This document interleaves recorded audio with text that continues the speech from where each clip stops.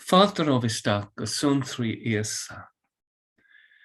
Now, what we're looking at behind, at least I hope it's there, is an image of Harry Clarke's window of Saint Gobnait.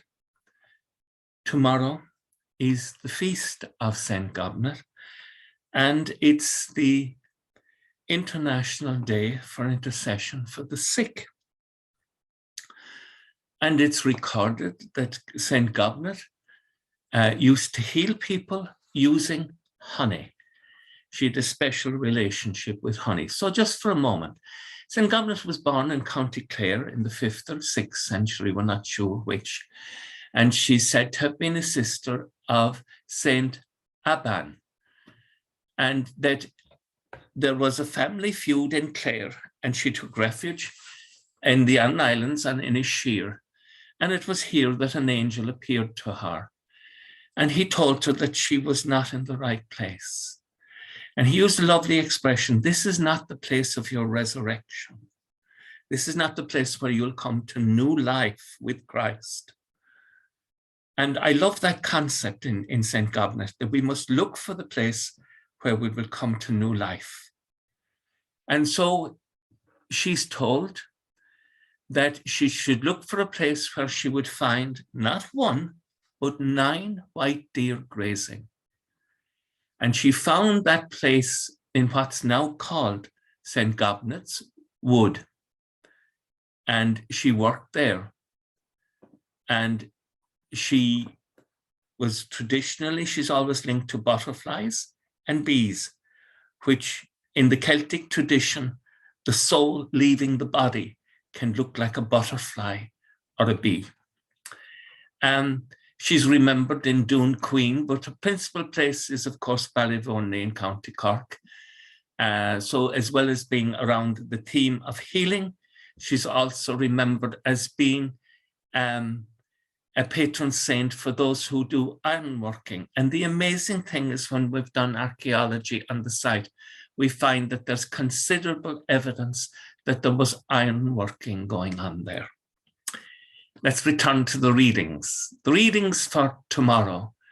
The first reading, we're continuing with a very sad story of the deterioration of the country. Now, it's not just the tragedy of a prince, but the people suffer when politicians make the wrong decisions. It's the people who really suffer. The princes carry on. And we're going to have the kingdom of Israel is going to be divided into an Israel in the north and a Judah in the south. And that division is going to go on for years, and it's the people who will suffer. It is tragic. The Psalm tomorrow, Psalm 81, I am the Lord your God, listen to my warning. And when we see that Solomon didn't listen to God's warning, we can be critical of him. But are we listening to God? Am I paying attention to the Lord? Are you paying attention? And then we have the wonderful story of the man who's deaf and dumb and who's healed by the Lord. And the Lord says to him, Ephrata, be opened.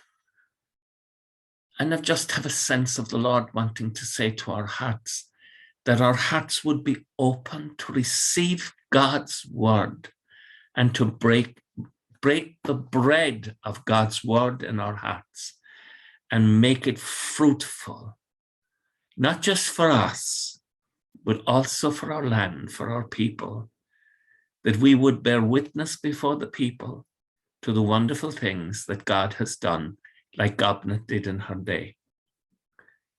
I'm very grateful for those of you who've contacted me to say that you're praying today for my dad. Today is my dad's anniversary, the 10th day of February.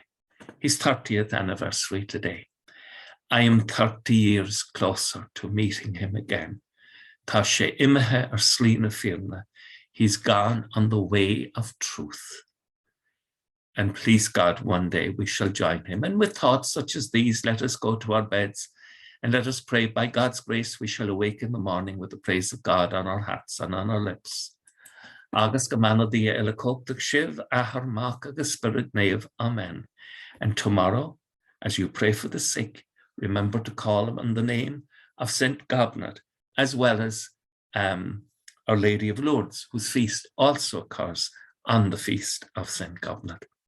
Slán agus beannacht, and you have a lovely evening. Slán.